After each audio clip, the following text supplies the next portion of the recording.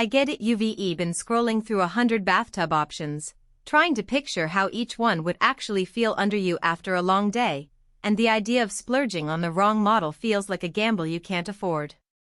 You're probably wondering whether a 5-foot acrylic tub is really worth the space it takes, if the integral apron thing will make the install a nightmare, and whether the built-in lumbar support is just a marketing buzzword or something that actually eases your back.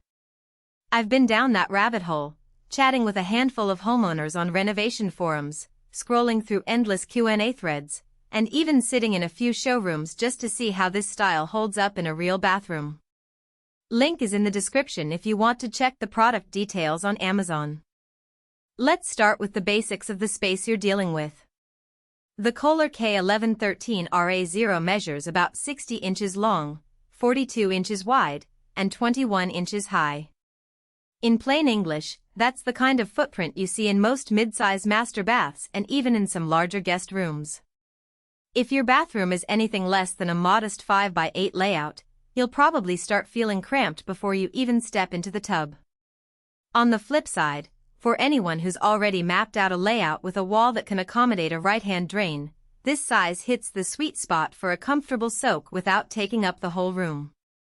One of the first things people ask about is the integral apron installation. In traditional tub setups, you have a separate apron that you have to cut, seal, and align perfectly to avoid leaks. Kohler's design merges the apron into the tub's acrylic shell, which means fewer seams for water to sneak through.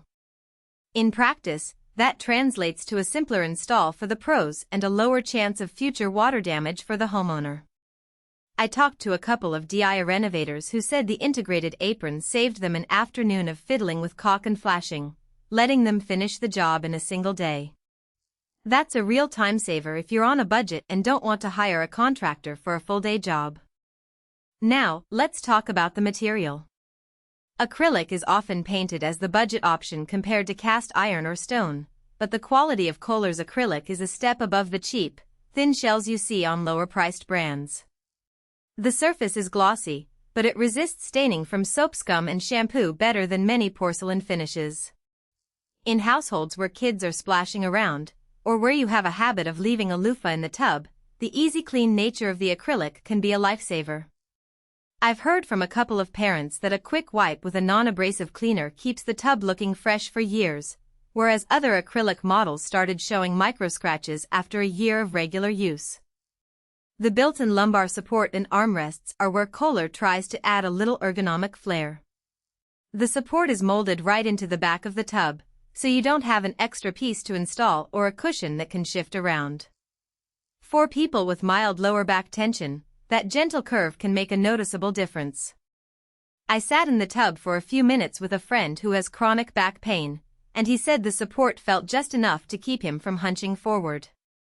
It's not a therapeutic massage, but it's a subtle reminder that the tub was shaped with a bit of human anatomy in mind.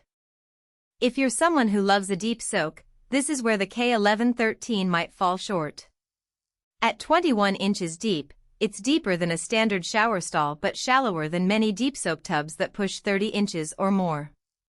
Tall users think anyone over 6 feet might find their legs dangling uncomfortably, or they may need to bend their knees more than they'd like. That's not a defect, it's just a trade-off for a tub that fits into tighter spaces. So if a deep immersion is a non-negotiable for you, you might look at larger, freestanding models, but you'll also be paying a premium for both size and the installation complexity that comes with a standalone piece. The right-hand drain placement is another practical point. In many bathroom remodels, the plumbing is already set up on the left side, which means you'd have to reroute the drain pipe or adjust the vanity layout. That could add a few $100s to the project, especially if you're working with an older home where the pipes are hidden behind walls. If your existing plumbing lines up with a right-hand drain, you'll appreciate how the tub slides right into place without a major pipe overhaul. It's a small detail, but it's the kind of thing that can either streamline the whole renovation or become a hidden cost. So, who should consider this tub? First, anyone renovating a mid-size master bathroom who wants